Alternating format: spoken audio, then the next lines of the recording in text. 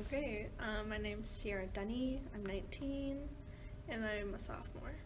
So then you said that you went to a reservation school. So where was that located at? Yeah, so I went to the tribal school. It was called the Turtle School. It was in the shape of a turtle, fun fact. It was like kind of like right in the middle of the Oneida Reservation. So. And then would you be able to like list some differences between the two and like? Oh yeah, so at tribal school you do learn math and science and stuff, but you also learn cultural things. So I learned like in kindergarten to collect sap from trees, which you don't do that in public school. We also I'm not sure what the technical term is, but we had rattles and we would like shake them and sing like our cultural songs.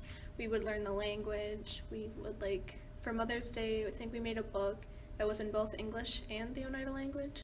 And then this recording is going to be shown to future educators. Is there anything that you would like to touch on and say about what we should maybe do in the classroom to focus on Native American culture? I think that to educate Native Americans, you kind of have to know their culture because they are different. We learn to we all learn to respect elders, but it's like a really prominent thing in that culture. For one thing, when you go to eat, your elders eat first, which I know that's not really common in some other cultures. So I think just learning a little bit more about natives and understanding their background and educating yourself on some reservations because some are more poor and some are more wealthy, I guess. So I guess it just depends on where your students are from. Here we go. Okay. Hi. My name is Anna Residlo, and I am a senior here at UWL. Does being Native American affect your education at all? Yeah, definitely. Just because, I don't know, when I think specifically of history classes, and it's just the lack of being taught about Native people at all. So then it's kind of I always feel like we're being left out of the story. So then that affects my education, when it comes, again, specifically to history and things, just always questioning it and okay, what is being left out? So then it kind of takes away from what I would be what I'm maybe supposed to be learning, because I'm just questioning it, and that stems to other things too, psychology classes or sociology classes. There are a lot of studies out there that professors will use as examples for things, but unless they specify what population that example is from, you're always questioning okay, so what is this, another white middle-aged type of population that they're taking from, or who's included? Okay. So. Do you feel that your resources were different than your peers in the classroom? Specifically here, yeah, just because I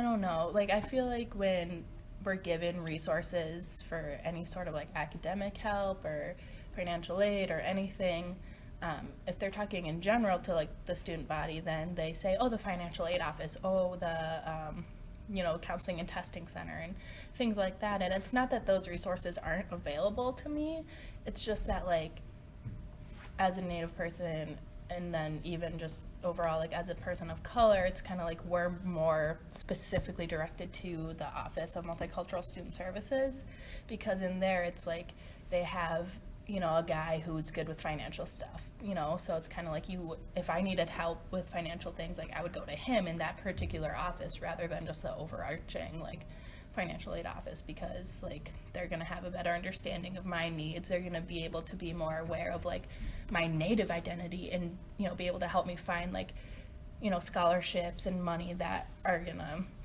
benefit me as a Native person, or that I qualify for as a Native person. And then just as a wrap-up question, this interview is being presented to future educators. Is there something that you would like to say that maybe they could incorporate into the classroom about Native American culture? Or well, look into Act 31, because that, I don't know, I'm sure you guys have probably learned about that. Yeah, okay.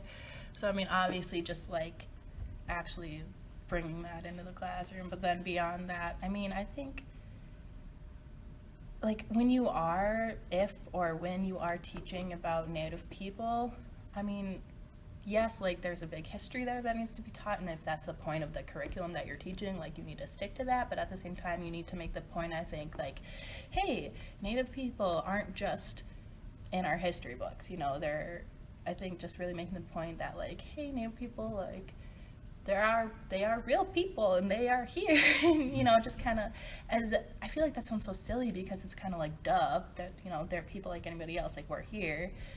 But the way our history is taught, the way we're taught about as people, the way we're portrayed as mascots, like it's really easy to dehumanize us and to keep us in the past. So I think just actively combating those images and just being like, Native people are more than this history that was written by white people, and they're more than a mascot for a team. I think that's just really important, is just bringing that humanity back to them, I think.